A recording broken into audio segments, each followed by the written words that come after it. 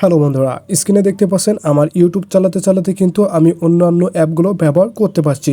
তো প্রত্যেকটা ফোনে কিন্তু এমনটি প্রয়োজন হয়, দেখা যায় আপনি গেম খেলছেন তখনই কিন্তু মেসেঞ্জারের প্রয়োজন হয়, অথবা আপনি ভিডিও দেখছেন বা ইউটিউব চালাচ্ছেন, যাই করেন না কেন এরকম কিন্তু প্রয়োজন হয় একটা অ্যাপ্লিকেশন ব্যবহার করতে করতে আর একটা সাইটে ঢোকার।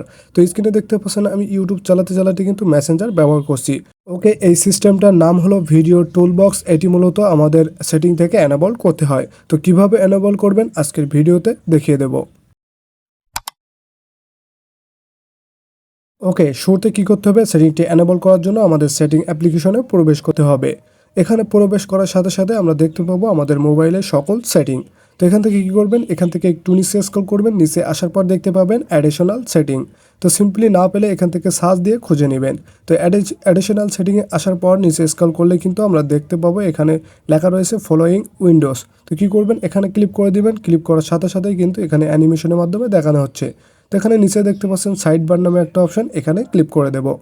ওকে, এখানে ক্লিক করার সাথে সাথে দেখতে পাচ্ছেন এখানে ছোট্ট একটা অ্যানিমেশনের মাধ্যমে কিন্তু দেখিয়ে দিচ্ছে। এরপরে নিচে রয়েছে সাইড বার নামে একটা অপশন, এটি মূলত আমি চালু করে রেখেছিলাম। এখানে কি হবে, আপনাদের অফ থাকবে, জাস্ট কি করবেন এখান থেকে চালু করে দিবেন। তাছাড়া এখান থেকে 3 নম্বরে যে অপশনটি রয়েছে এখানে কিন্তু ভিডিও টুলবক্স নামে একটা অপশন লেখা রয়েছে, এটাও কিন্তু এনেবল করতে হবে। এটি মূলত ভিডিও টুলবক্স। তাছাড়া এখানে দেখতে পাচ্ছেন নিচে আরও দুইটি অপশন রয়েছে। প্রথমটি রয়েছে ম্যানেজ গেমিং অ্যাপস এবং দ্বিতীয়টা ম্যানেজ ভিডিও টুল। তো গেমিং অ্যাপস বলতে এখানে যতগুলো গেমিং অ্যাপস রয়েছে গেমিং অ্যাপের ভিতরে কিন্তু এই সাইটটা পাবেন। অর্থাৎ আপনি যখন গেম খেলবেন তখনও কিন্তু আপনি অন্যান্য অ্যাপের ভিতরে এই সাইটটার মাধ্যমে ঢুকতে পারবেন। তো কি করবেন, যে যে গেমিং অ্যাপ্লিকেশন রয়েছে এখানে এগুলো এনেবল করে দিবেন। এরপরে রয়েছে ভিডিও টুল বক্স। তো এখানে যদি ক্লিক করেন তাহলে কিন্তু ভিডিও অ্যাপগুলো এনেবল করা থাকবে। তাছাড়া এক্সট্রা যদি কোনো অ্যাপ এনেবল করতে চান তাহলে এখান থেকে নিচে এনেবল করে দিবেন। তো এভাবে এখান থেকে এনেবল করে দিলেই কিন্তু যে কোনো অ্যাপে প্রবেশ করলে আপনারা এই সাইটটা পেয়ে যাবেন এবং এখান থেকে আপনাদের প্রয়োজনীয় কাজগুলো মিটিয়ে নিতে পারবেন। অনেক সময় দেখা যায় আপনি ভিডিও দেখছেন বা গেম খেলছেন তখনই কিন্তু মেসেজ করার প্রয়োজন পড়ে, তখনই এই সাইটটা ব্যবহার করে কিন্তু মেসেজ করতে পারবেন। তো এটি এনেবল হয়েছে কিনা দেখার জন্য কি করব, আমরা ব্যাগে চলে আসব। ব্যাগে চলে এসে আমরা সরাসরি ইউটিউবটা ওপেন করে দেব।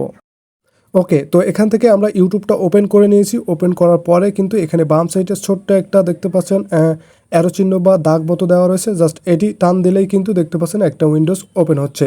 ওপেন হওয়ার সাথে সাথে এখানে মোবাইলের সকল অ্যাপ দেখতে পাচ্ছেন একটা একটা করে দেখে নিতে পাচ্ছি। তো আমরা ভিডিও দেখতে দেখতে এখানে মেসেঞ্জারে যদি ক্লিক করে দিই তাহলে কি হবে, এখান থেকে কিন্তু মেসেঞ্জারটা ওপেন হবে। তাছাড়া মেসেঞ্জার ওপেন হলেও কিন্তু নিচে থেকে আমরা ইউটিউবটা স্ক্রল করতে পারবো বা দেখতে পারবো। তো দেখতে পাচ্ছেন এখানে মেসেঞ্জারের সকল লিস্ট কিন্তু ওপেন হয়ে গেছে, এখান থেকে আমরা চেক করতে পারবো। তো আজকের ভিডিও ছিল এ পর্যন্তই। ভিডিওটা ভালো লেগে থাকলে ছোট্ট এই চ্যানেলটি সাবস্ক্রাইব করে পাশে থাকুন।